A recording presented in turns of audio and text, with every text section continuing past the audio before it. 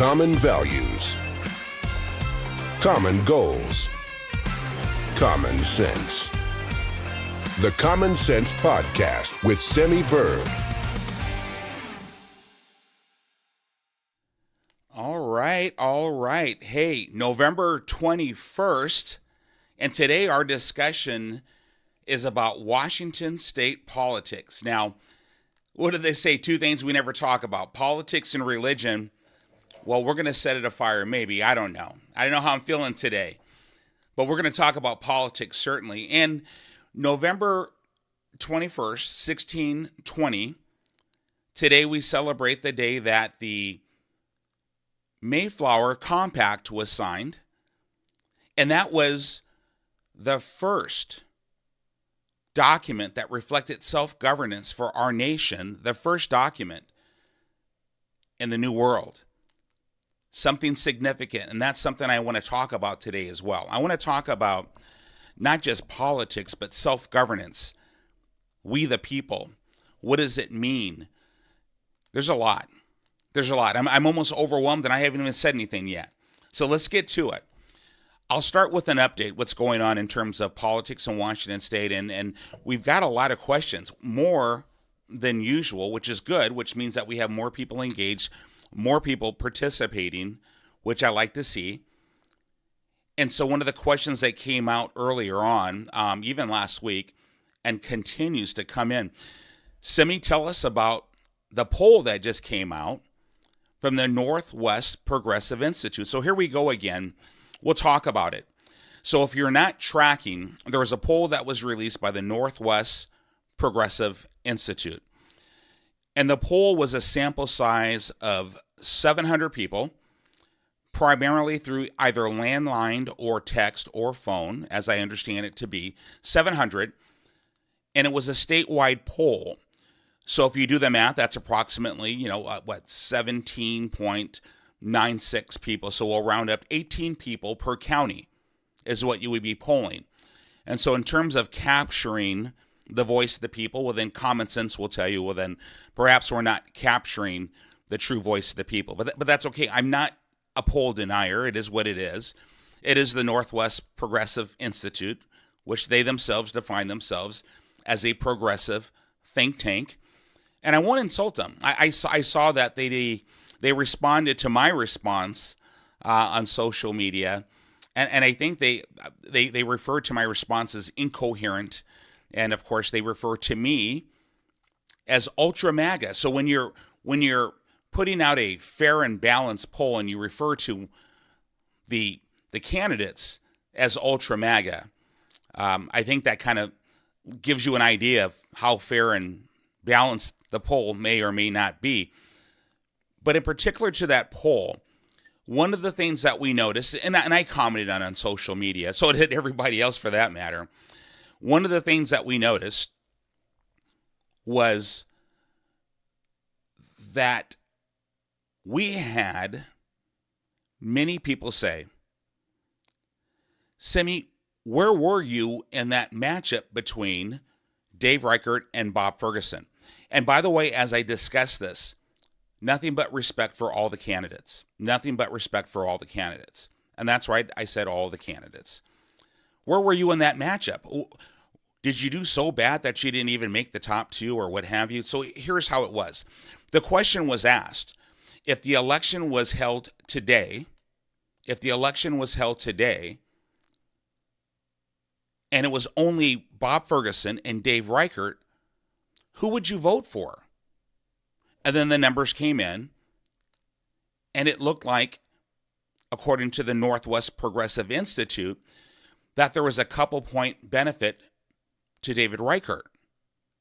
And so the Washington State Democrats immediately, utilizing the Northwest Progressive poll, went to work to start doing fundraising for Bob Ferguson using the poll. And again, I'm not knocking that. I mean, that's what people do. They raise funds for their campaign. So I'm not knocking that. But then I saw, the Republican Party leadership and social media and media go after the Democrat Party and say, and Bob Ferguson, and say, Bob Ferguson is using this poll to raise money because he's going into a freeze because elected officials, right around the time the session starts, they're going to be in a freeze period where they can't raise money. So now they're going to use this poll to raise money. And so, alluding to the Northwest Progressive Institute, put together this poll in order to raise money. And the poll is skewed to make it look like Dave's winning when he may not be winning. So it looks like Bob's losing, so Bob needs money, so give him a lot of money. And this is all the things. And then one of the media that's typically, well, I would say this media source is 100% in support of candidate Dave Reichert, and says the same thing. The Democrats are using this, Bob Ferguson is using this to raise money, and candidate Reichert would never do that. He would never stoop that low. And then the Northwest Progressive Institute posts something on Twitter and saying, well, they're complaining about Bob Ferguson using the poll to raise money, but yet candidate Reichert sending all these text messages and mailings out using the same poll to raise money. What do you say to that, Chairman Jim Walsh? Is what they said. Not my words, their words. But you won't hear anything from him to say that. And this is what we have. Back and forth. Democrats, Republicans, media, biased media, this media, that media. This is the state of politics in Washington State. And it comes down to polls. What did the polls say? Well, then leadership of the Washington State Republican Party did another post that said, well, if you go back to June, and I think the leader of the party was citing another post or article from Seattle Times showing that an earlier post in June from another organization, clearly not progressive, showed Bob Ferguson. And again, the same question. If the election was held today and it was just Bob Ferguson and David Reichert, who would you vote for? And this is a group, as this leader of the Republican Party stated, that is more business friendly. Who would you vote for if it was just those two candidates? And the numbers came in, well, with a 10-point lead to Bob Ferguson. So clearly different numbers depending on who's doing the poll. And the interesting thing about it, and again, I'm not complaining, I'm not a victim, I don't play the victim, but why were the other candidates not included? Why are all the media discussions? Why are all the party leadership discussions? Why are all the party leadership representation showing just those parts, those pieces? And I cannot speak for them, nor will I. I'll leave it up to you. Common sense may say, well, perhaps they're trying to send a message. I remember reading one person said, interesting numbers. It may indicate how one race may shape up for 2024. Interesting. Well, I find it interesting how the parties on both sides are playing this, how the media is playing this. And what I say to all of you out there is, in a question, are we the people getting played? Are we getting played? Are we seeing it? And I'm going to have questions pop up. And for my communications team, I do not see my questions on my screen right now. So Russ, if you can get with our producer, I don't see them up. But are we being played? My friends, does that happen in politics? Are we the people getting played? So just as a note, we talked about the Mayflower Compact, in which it was the first self-governance document ever signed in the New World, America. And then we have the Declaration of Independence and the Constitution of the United States. And in the Declaration of Independence, it clearly states, we the people,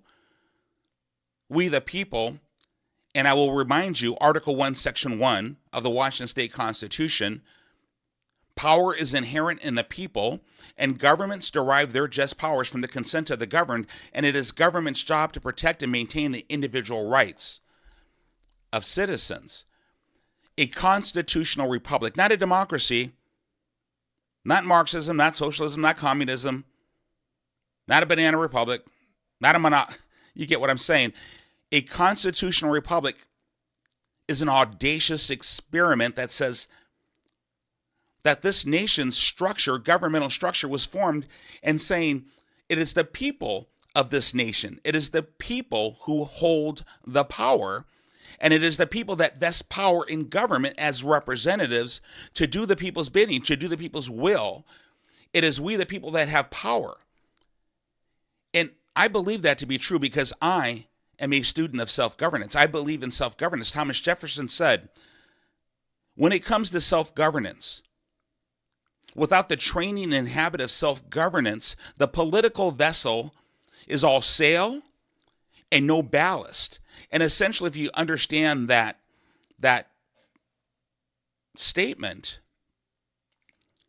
imagine a ship that takes off from port and the sail is full and it looks good for a second because there's no ballast or balance.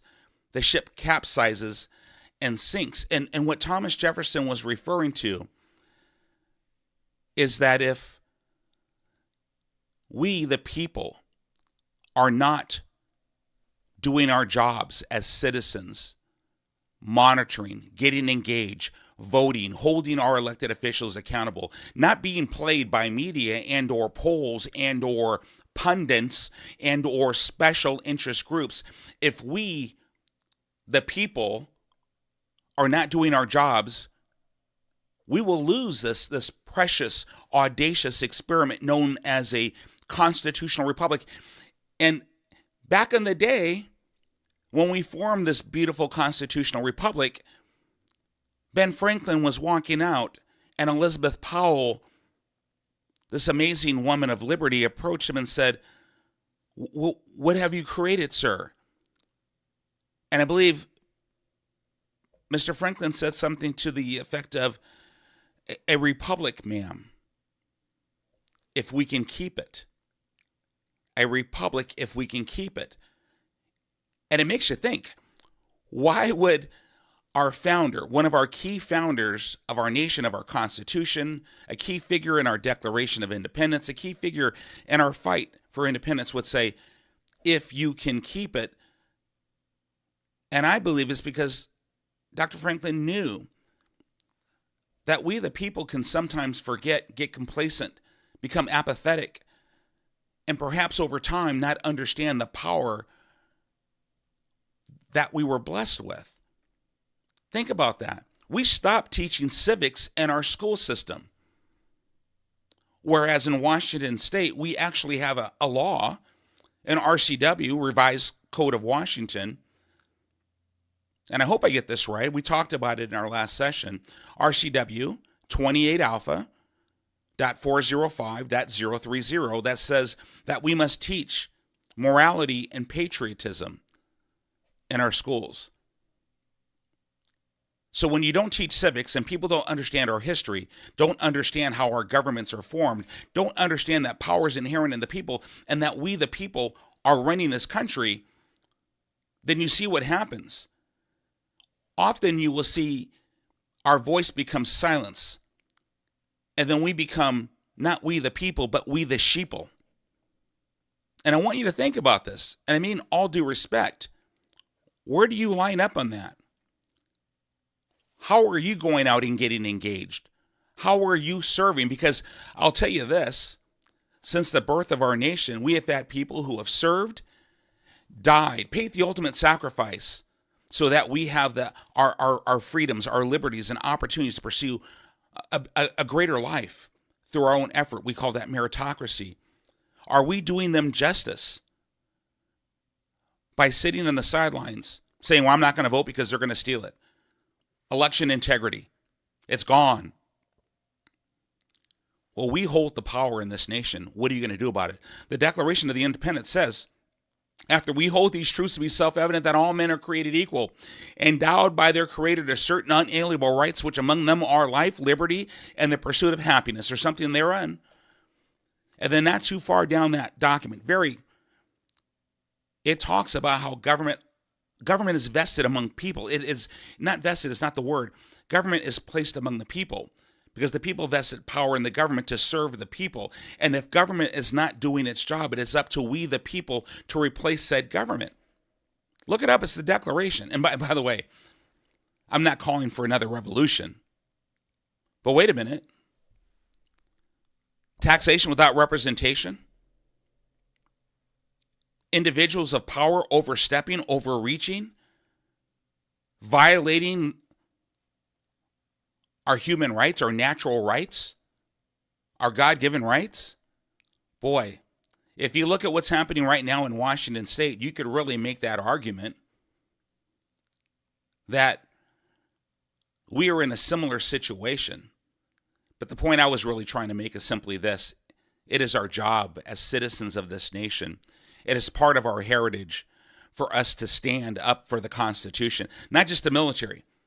When we swear an oath to protect and to defend the Constitution against all enemies, foreign and domestic, it is every citizen's job who was born into privilege of citizenship in this nation, in this constitutional republic, to do their jobs in the essence of self-governance and ensure the outcomes. And so what does that have to do with politics in Washington? It has everything to do with politics in Washington, because you have to ask the question, who controls the politics in Washington State? You heard what I just said. The answer should be we the people. The citizens of Washington State should control the politics in Washington State. But how much control do we have? How much control do you exercise? We the people or we the sheeple? When we get fed these polls, do we look at it? Do we stop and take a pause and go, well, I'm seeing only two candidates. What happened to Senator Mark Mullet? An honorable man, I believe. Semi Byrd. Where are the other candidates? And you can say, well, they're not polling that high, but still they're there. Why would you ask a question if the election were to take place today and it was only this person and this person? And then you put that all over the place to influence. What are they influencing? Are they influencing election outcomes? Are they influencing we the people and the decisions we may make in terms of the election, whether to give money, whether to support this candidate or that candidate? Influencing. Or is it manipulating? There's a fine line between manipulation and influence, my friends. As a behavioral scientist, I will tell you this. Don't take my word for it. Google anything and everything I say. And of course, you can be like the Northwest Progressive Institute and call me incoherent, and that's okay. I'm a sensitive person, but I was a Special Forces Green Beret, and so I'm okay. I can take it. Where do you stand in this? Are we going to sit by with all that we have been given, with all the sacrifices that have been made to give us this beautiful nation, this constitutional republic? Are we going to sit by and let others make decisions for us? Because I asked you the question, who makes the decisions? Who controls Washington State politics? Could part of the answer be the media? Could part of the questions be the political aristocracy that I have mentioned, these career politicians, pundits, these powerful organizations, special interest groups? And how about money? Do the big wealthy donors who gives the money to these, all the aforementioned, the special interest groups, the career politicians, is it the money? Because one of the things I often hear is simply this: when it comes to this election, I'm not hearing a lot of discussion about the knowledge, skills, abilities, the characteristics of a candidate. What I'm hearing is, how much money do they have? How much money are they making? That's what I'm hearing. Or they can win. Bob Ferguson can win. This person can win. And so now we're voting for someone who can win. And I ask you this, Washington State, are we that desperate? Are we that desperate? And this is really, I guess that question would go to Republicans, Washington State Republicans. Washington State Republicans, are you that desperate that platform, solutions to the issues, character or skill sets or experience of the candidate, does none of that matter anymore? Are we down to a certain standard that we say, no, we are so desperate that it is all about name brand recognition, how much money you have raised, and whether you can win according to this poll, that poll, or this poll, and who does the polls, the special interest groups, who finances the company that does the polls, those special interest groups. You see where we're going, full circle. We the people are endowed with these blessings of liberty, men and women who have sacrificed their lives to give it to us. Are we saying that we're going to give that power to others? And by the way, I'm a capitalist.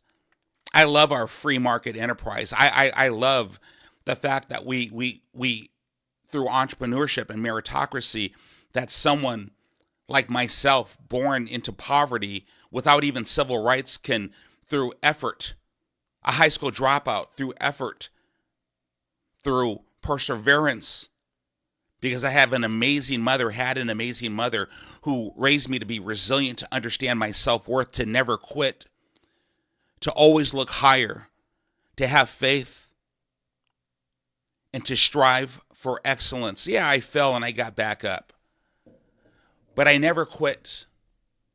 And as I tell my friends, my mother would always tell me, I can. Honey, you can do it. Honey, you could do it. My mother raised me to be an American, not an Americant. I share that because it meant everything to me. If it was not for my mother raising me with certain principles, certain values, certain beliefs, instead of hopelessness and despair, hopefulness through prayer. And by the way, how we devolved so much as a nation and as a state that if a person mentions God or Jesus Christ, that we say that person can't get elected. Semi Bird, he talks about his faith. He goes into churches. And by the way, this is not coming from Democrats. This is coming from Republicans, just so you know. Oh, I am a Republican, by the way. Vested my entire life. I'm just trying to be fair and balanced and speaking truth. Have we gone so far down where we forgot how this nation was formed? Religious freedom. We were talking about the Mayflower Compact. We talked about those separatists, which were otherwise AKA known as the Pilgrims, right? From England to the Netherlands to, they were supposed to go to the Hudson River, right? The Virginia Company were sponsoring them. But weather, etc., navigation, they ended up north in Cape Cod, Massachusetts. So seeking a better way of life, to come over and evangelize and share. But they were fleeing isolation, persecution. They wanted to practice their own faith. So our nation formed in Judeo-Christian values. And Article 1, Section 11 of the Washington State Constitution says, when it comes to these religion and spirituality, we have a freedom of consciousness. And what that means is we can be spiritual, we cannot be spiritual. We can be Muslim, we can be Jew, we can be Sikh, we can be what we want to be. This is America. So we should never vilify or hold back anyone because of their faith, or if they choose not to. We're all Americans. We're all brothers and sisters. But let me get back on point. And I'm just going to check my phone for questions because I know that we were talking about our questions that should be popping up, and I know my team's working on ensuring that I'm getting my questions screen put up here. I know Jack's working on that for me. Russ, thank you very much. What are we going to do, Washington? Citizens of Washington. I don't care whether you're a Democrat, an independent, or Republican, or a Martian. It does not matter. Self-governance, this is our nation. This is your nation. This is my nation. Are you with me in saying we will not give control or vest control in our political system to others? And that applies to political party as well. Now, you guys deserve to know, truth is truth. It's not my truth. It's not your truth. It's the truth. I've been a Republican my entire life. And why? Why have I been a Republican my entire life? And many of you know this. Some of you may not, if you're just tuning in or if you're just getting to know me. The kid born in East Oakland or San Francisco General, across the bridge, but you know how that goes, in poverty, to a beautiful and amazing woman, and I have a beautiful and amazing family. I love them all. Poverty without civil rights. And then I raised in Seattle since 6 or 7 years old. And when I became 18 and I became voting age and I started to vote, I had a choice. Who would I vote for? Democrat, Republican, because, we're a two-party system for the most part. And I looked it up. And I looked up what the Democrat Party history was. I looked at what the Republican Party history was. And at that time, I learned through history, the Republican Party, the party of abolition, the party that was formed to end slavery specifically. That was its charter, to end slavery, abolition. And I like that. And then to bring forward, it brought forward women's rights. It advocated for women's rights, recognizing women's suffrage. I like that. And I always want to say a son of, a student of my childhood idol, Reverend Dr. Martin Luther King Jr., who fought for and died for the soul of America for civil rights. The Republican Party was the party of civil rights, voted for civil rights, ensured that the Civil Rights Act was passed. And so as a young man, naturally, I thought, for me, I was going to be a Republican. And so I became a Republican. But every year when I voted, I looked to see who was the better candidate. I wanted you to know that about me. And then over the years, as I started to get more involved in politics, and that really started when I came back from military service, from deployments, and I got more involved in what you call a precinct committee officer, and I became first an appointed precinct committee officer because a friend of mine was a local party chairman. Rest his soul, he passed away. And he had kept asking me to run for office. I'm like, no, thank you very much. Not interested. I do not want to be a politician. Thank you. No disrespect for our elected officials at all. And then he says, well, Simi, why don't you become active and be a precinct committee officer? Represent your neighborhood. Help us get good candidates elected. And I said, finally, okay. Okay. And so that you understand, I am a precinct committee officer in my county. And I was asked to run for chair of my county party. And I became chairman of my county party. And I'm honored to have the position. My county has my party has been very good to me in terms of the folks I serve.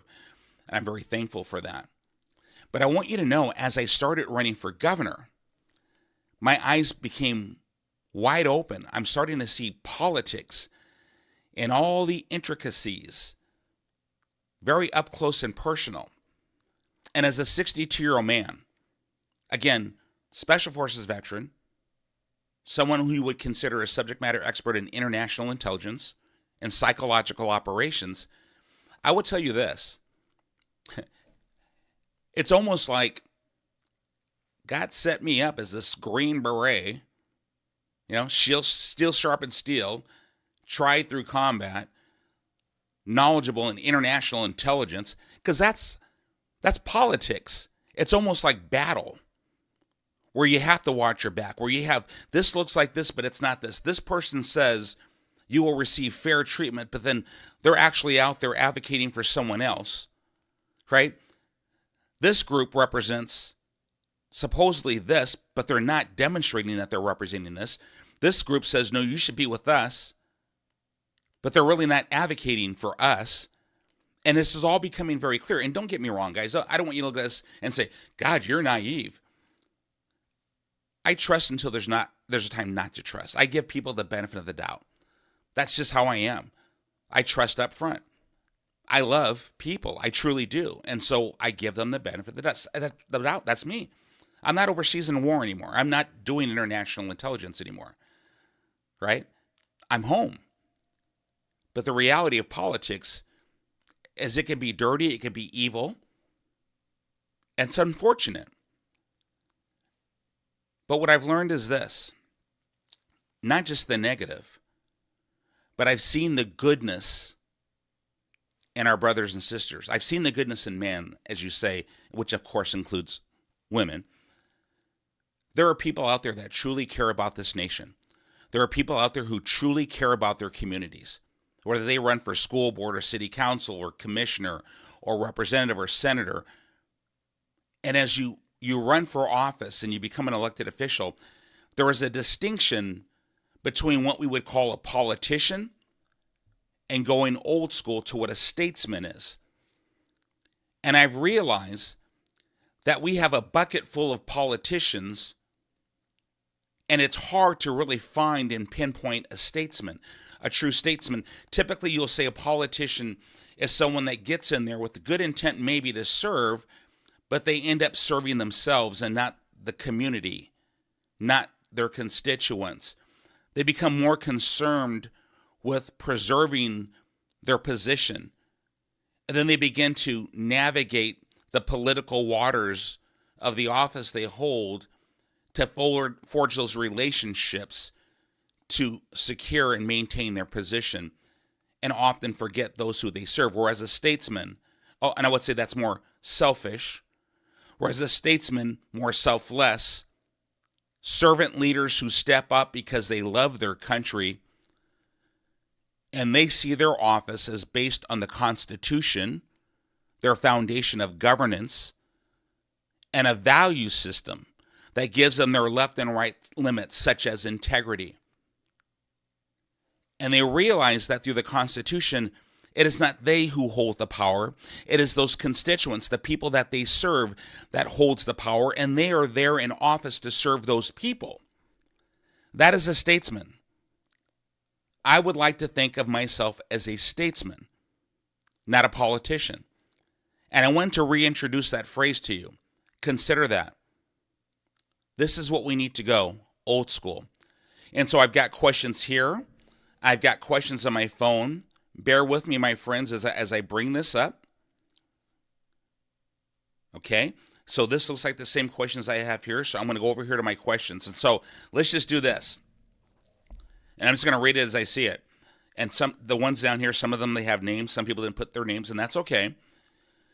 Do you believe there are Republicans who do not want to change Olympia and make the government more accountable and efficient? So that really is a subjective question. And with respect, do I believe that there are? Well, the true answer is Semi Burr does believe that. Do I believe that they started out that way? I wouldn't know. I don't know what's in the hearts and minds of people who are currently serving in office. But I understand why you asked that question, because based on what we're seeing, it would appear that that happens quite often. And that is that difference between a politician and a statesman. And a politician, you swore an oath, you make a promise, you get into office, and we look at you and I voted for that person, and then that person gets in office, and we've seen this, where they're not serving and doing the things that they said they were going to do. And I've had people tell me, well, no, these people got in office, whether it's in Congress or whatever, and they're voting that way because the majority of their district is, let's just say if you're a Republican, they're Democrat.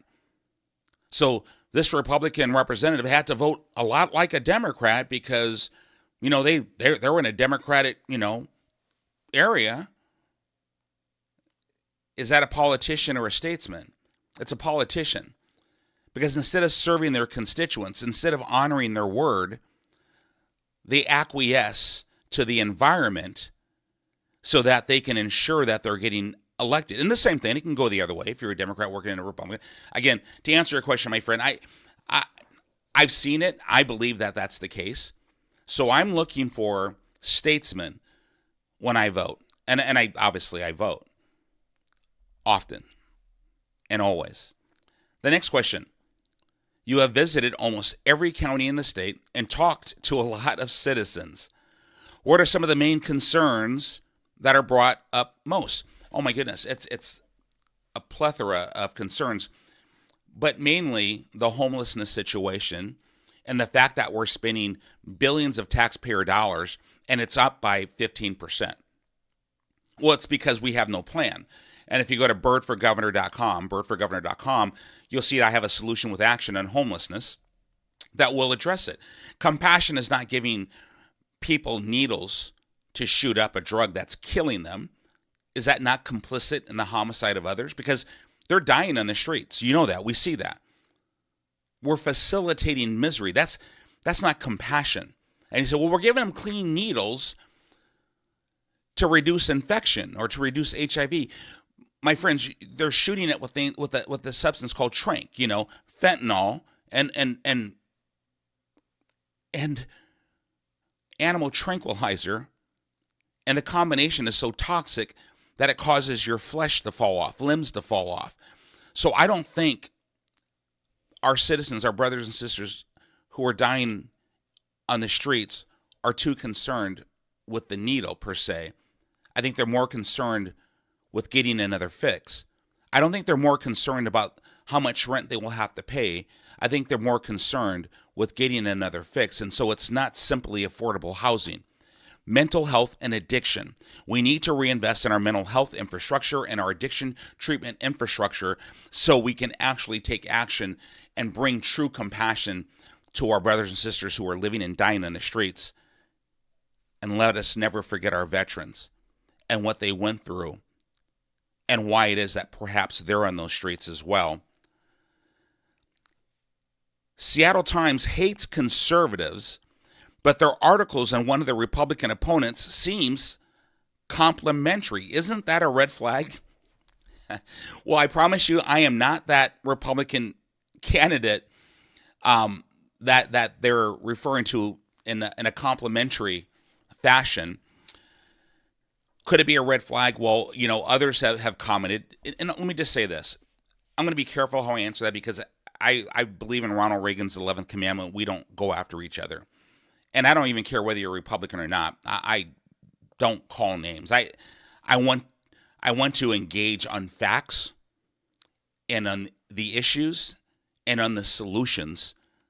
I want people to know me not as someone who calls names or targets other candidates, but as someone who will facilitate change and who will bring about a better, brighter future. But no, there is naturally, you can ask the same questions. Why is the establishment, both parties, why is the establishment, the political aristocracy, the wealthy elite, and the party establishment and leadership, why are they advocating specifically for their favorite candidate? Well, the same thing for the Seattle Times. Again, Seattle Times, don't take this personal. Think about it strategically, from a psychological operation. You've already seen it in politics where special interest groups will invest in this candidate because that candidate is less of a threat than this candidate. We've seen that. We know it happens. We've talked about it quite a bit. Or this candidate votes more in line with this party or this special interest group's agenda than this candidate. And hence maybe why they call me Ultra MAGA. So I think that could answer your question. That would certainly be my opinion. Again, it's subjective. I'm a scientist.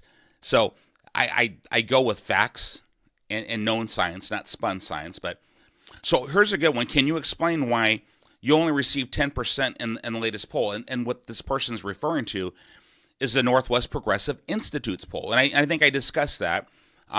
You see it in the keyword progressive. And if you go to their institute website, again, I have nothing ill to say about them. It speaks for itself. Go to their website and look at who they are. They're self-described. Go to the About page. Who are we? And you'll learn. And then that'll tell you perhaps why. And that list of likely voters, where did it come from? If they used landlines to contact people, that means they had their phone numbers. And so if it's likely registered voters, and let's just say you were going off of registered voters, when you register to vote, you do not give your phone number, do you? If you go into vote.wow, you will not see your information with the phone number. No. So where did the list come from that they're talking about? And again, I don't have all the answers. I wasn't there. I don't have their list. I don't know which data they were using or what list they were using.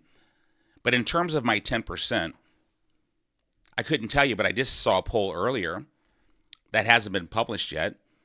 And it was a poll on 2 Republican candidates. And which candidate are you more likely to vote for if the election was held today?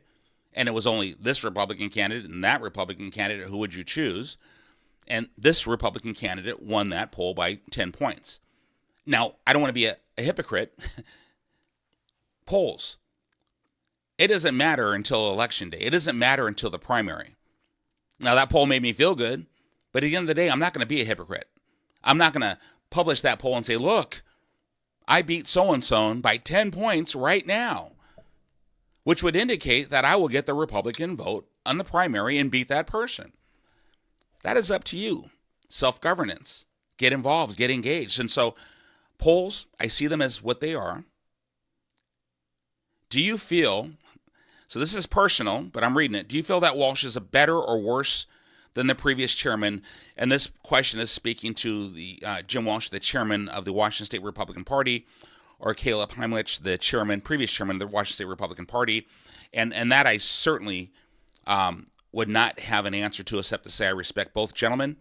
The previous chair was always very kind to me, always. And I'm going to say this, you're going to judge me harshly, but always had a great smile. I told him that every time I saw him, but always very kind. And when we were together, he was always very kind and treated me fairly. I say the same thing for Chairman Walsh. Whenever I see him, when we're together, he treats me very kindly in his presence. It would be wrong for me to judge. That is up to you, we the people. My opinion in this matter would be biased and would serve no good except to divide. And I'm here to unite. So with that said, I won't comment on that. But here's what I will comment on, because it needs to be commented on, because truth is truth. I alluded to earlier, so let me give you an example. This is hypothetical. I told you I'm a party chairman for my county.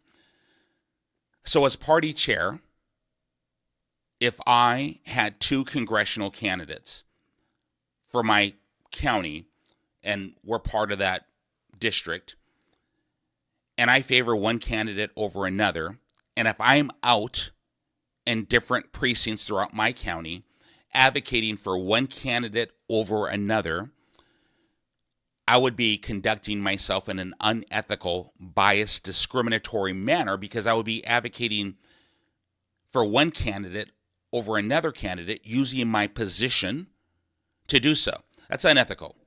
And then let's just say that my county was to hold caucuses or a convention of sorts, and as the chair of that county, the leader of that mechanism to select who we were going to endorse through that convention or caucus process, I had command and control over that.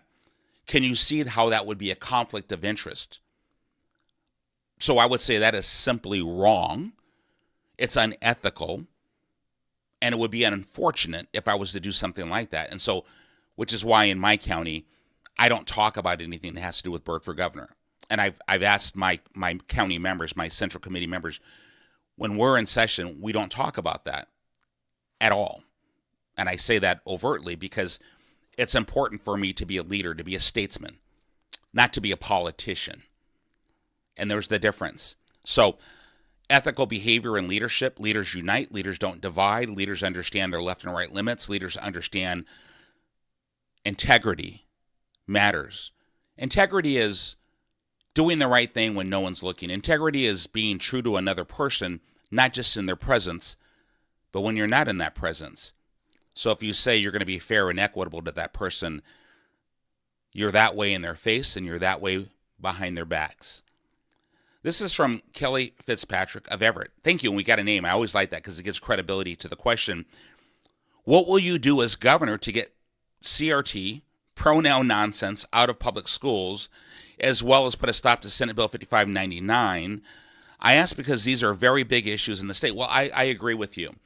Senate Bill 5599 says that essentially your child can go to school, and if your child was confused or felt that, they were naturally intended to be another sex, but yet they are this sex, they go to school, they go to a counselor, they tell their counselor, I believe I should be another sex, and that counselor refers them to the state, Family and Youth Services, and your child doesn't come home that day, and during that counseling and while your child is being held with another state contractor or state organization, by this law that was signed by this administration, they do not have to report the location of your child. Now, they say in that instance, because I've read the law, they say in that instance, you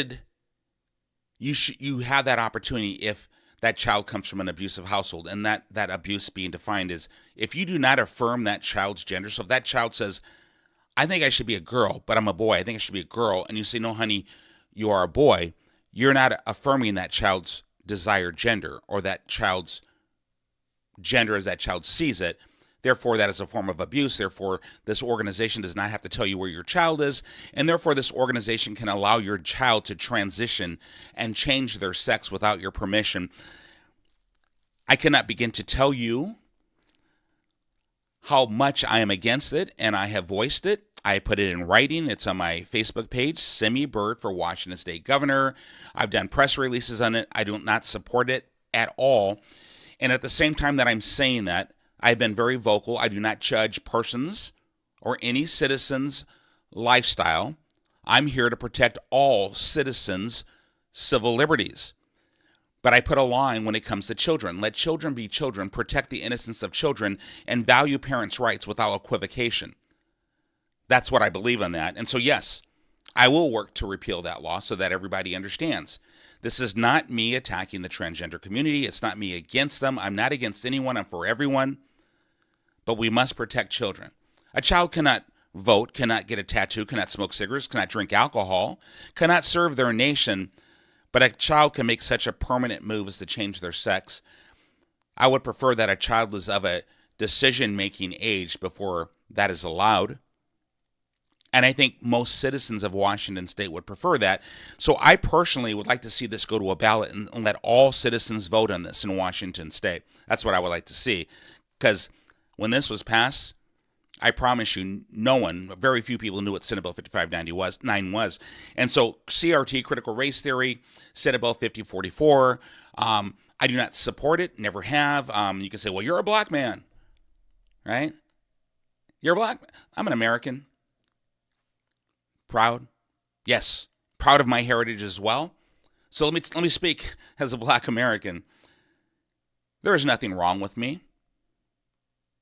God bless me with my ethnicity. I'm strong. My mother helped me to understand my self-worth. There's nothing wrong with me. I am equally capable of realizing excellence in my lifetime, and I have. I have everything I could ever want in life. Blessed because of my effort.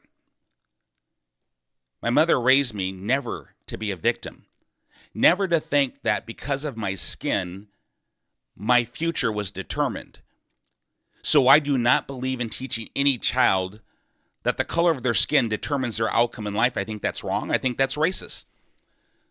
Children of color are just as beautiful as other children. It's a matter of melatonin when you think of it scientifically. Children are children. Americans are Americans.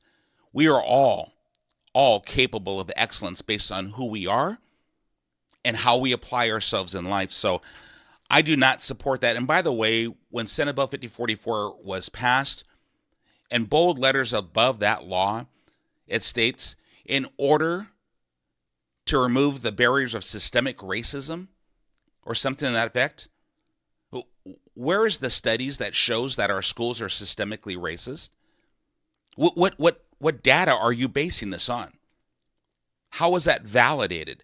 Are you calling all of our teachers and all of our administrators racist? These people who take a career to educate children racist? I think people who teach our children are more on the angel status, really. They have love in their hearts to teach children to help solidify the future of a child, which is why I believe our school system should focus on academic excellence, English language arts, math, science, more STEM schools, school choice, support homeschooling. There's a lot we can do. Academic excellence. Washington State, under my administration, will be the academic center of excellence of the United States of America. We will be the best of the best. That is my vision, and we will strive for it. And we will hold our school districts accountable to get there. And I do support local control and adjusting our funding that says it's performance-based. You know, real quick, Chris Reichdahl, again, not knocking Superintendent Chris Reichdahl, the number one, the superintendent of the Office of OSPI, Office of Superintendent of Public Instruction, when he wrote that letter to Jay Inslee, when Jay Inslee enforced the mandates, who shut down our businesses, essentially shut down most of our economy, shut down our places of worship, shut down our schools, and then Chris Reichdahl says, and then, of course, imposed the mandates, the mass mandates. And many of you know where my stance was on that as well, which I stand for children and parents' rights and choice. Choice. And the Constitution to protect and to maintain the individual rights of citizens. But Chris Reichdahl wrote a letter that says to Governor Inslee, sir, would you please support this penalty, if you will, my words, if any school district or school director pushes back against the mandate, not a law, a mandate, then we will suspend the funding of that school district. Suspend. Not take it, keep it, never give it back, but suspend the funding. So arguably, when we are failing our children academically, just throw some numbers out there. As I said in my last podcast on education, 50.9% of all students are failing to meet academic standards. For English and language arts, 39.1%, it went up a little bit, 39.1% of all students are failing to meet academic standards for math, and 42.9% of students are failing to meet academic standards for science, but yet we're graduating them at an 82% rate. So we're failing them academically, but we're graduating them at a remarkable rate. Why would we not write a letter to the governor that says, until a school starts to perform to academic standards, maybe we should hold their funding? Would that be common sense? Food for thought. How do you intend to solve the housing crisis in Washington State? Well, here's a quick taste. How about deregulate? The Home Builders Association, right? Home Builders Association, and I know who you're endorsing. It's not me. I don't even think it's a Republican, which is fine. Endorse who you choose. But do you support deregulation? I do. We should make it less expensive to build housing so that those costs are not transferred to and through to the consumer of said housing. You want to make housing affordable, start by making building said housing affordable. When you have out-of-control energy codes, when you have L&I, Employment Security, and the CARES Act, and so many other cooperative, federalist, unaccountable to the citizens organizations that are not necessarily supporting our small businessmen and women, our B&O taxes, our Department of Revenue. There's so much I can say. And again, I'm not against those departments. I'm just saying how they're being utilized by this administration. Maybe we should deregulate and support our small businessmen and women and our home builders. That's just one taste. Another is, why would we not partner with development companies? They bear the cost of the initial development, and we give them a state contract. This is a long-term residual income contract with the state of Washington so that they build affordable housing. That contract is worth a lot of money. They will get the return on investment, and there's our affordable housing. Those are just a couple ideas that I have, written down, signed. Can you attract younger voters? Oh, thank you for asking this. Yes, and we are. We've attracted more youth voters, more youth participating in our campaign. It's called The Flock. If you go to our website, birdforgovernor.com, and you'll see, look for The Flock. You just click on that. It's not for us adults. It's for our youth, and it's ran by our youth. These are young people that are getting involved, self-governance at its best. And I have a lot of faith in our young people. So we are bringing more young people to our campaign. And by the way, while we're talking about this, one amazing thing, our own internal polling, ours, which is what matters to me because we use this to gauge our strategy. We have brought in more people of color, more young people, more Democrats and independents than any other Republican candidate that I've ever heard of. Why? Because much of what I talk about is not political, it's common sense, right? Better schools, academic excellence, safe streets, right? Dealing with the homeless. Why would we not want that? Economic prosperity and growth for everyone. Relooking at our social services program that pays people just enough money to keep them poor for the rest of their life. Generational poverty. And by the way, to my friend who asked that question about the key issues, I'm kind of giving them to you, right? Lawlessness. Rape is up 51%. Property crime is up 73%. Murder is up 95%. Seattle's breaking records every 5 seconds for death. Maybe we should look to leadership or lack thereof in terms of politicians versus statesmen. And maybe we, the people, should start doing our jobs and facilitating change in our state by electing statesmen. Looking at the resume, the experience, the knowledge, skills, and abilities. Can this person do the job if elected? What will this person bring to the table if I vote for them? Instead of, nothing to see here. It's all about how much money they have in their account. What does their name brand recognition numbers look like? How much big money donors, right? Which politicians support them? I'm just saying, that's up to y'all. Self-governance matters. Yes, we're going to get a lot of youth voters because we're getting them now. And by the way, in the demographics, right? Gay, bi, homosexual, yes. LGB, yes. Love you? Yes. I love everyone. And I don't discriminate against anyone because I know what it's like to be discriminated against. And I had a beautiful message from a gentleman. And he was asking me about my solutions to issues. And I gave them to me. And then he said, well, I am very gay. And I said, and I support you. Because again, I'm not here to judge your lifestyle. I'm here to protect your civil liberties. And yes, everybody knows I'm a Christian. Everybody knows that. And I am. But as governor, what is my job? And I'll share this, even as Semi, I love everyone. And so yes, you would be welcome in my house. We will break bread together. We can be best friends and brothers or sisters. I got you. Can you stop the 2030 gas-powered car ban? Yeah, no. Just checking time. I'm about to go over, guys, and I still have a lot more questions. No, I support the environment. This is the most beautiful state in the nation, and we must preserve and protect our beautiful state environment, and I will. We have hydroelectricity. 65.6% of our electricity comes from hydroelectricity. I will facilitate energy independence in Washington State. We will facilitate that by bringing in portable nuclear energy. We will start that initiative, and we will move forward with that. We don't have the infrastructure to support going all electric. And there is no need to put windmills on every hillside because the return on investment's not there. The cost of installation, the cost of maintenance, it's not worth it. We're not getting enough energy from that so-called renewable energy to justify it. It's just ruining our landscape, so there's no value there. Hydroelectricity, portable nuclear, it will also enrich our state, render us energy independent.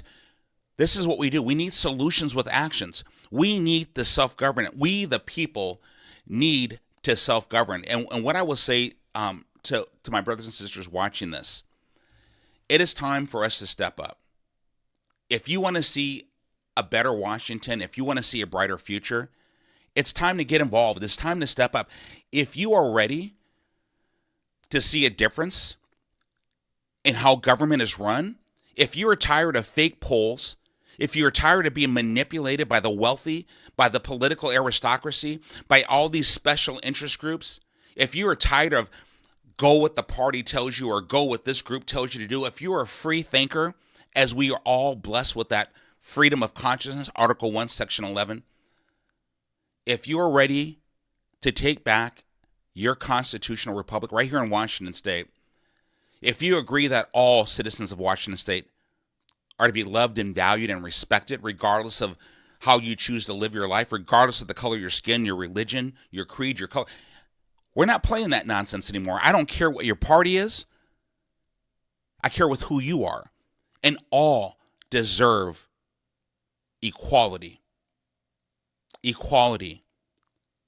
Safe streets, better schools, not being overtaxed, an opportunity to realize the American dream. That's what I support. Day one, I'm going to call for a third-party audit of all state programs and all state offices so I have a baseline understanding of where the money's going, how our organizations are performing. I'm a behavioral scientist and a performance improvement consultant. I did very well doing that. You will have a performance consultant in the office, the head office, the chief executive officer of this state. Do you want someone with the resume, with the knowledge, skills, and abilities, with the experience to bring value to the citizens? Are we simply going to say, how's this person looking in this poll is being spun by this media or this special interest group or this party or that party? No. We're we the people. We're not we the sheeple. That's what we're going to say, right? And if you believe as I believe, you go right here, birdforgovernor.com. Go to birdforgovernor.com. Yes, I'm not using a poll to try to get a donation.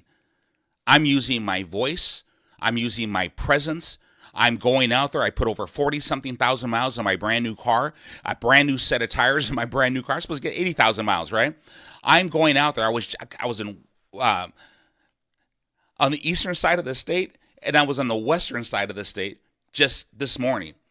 I am all over the state. Why? Because instead of spending my time in fancy ballrooms with big money donors, I am spending my time out in the streets. And by the way, the Central District, they know who I am. I've been out there quite often. All citizens of Washington State matter. Let's stop being played by the party.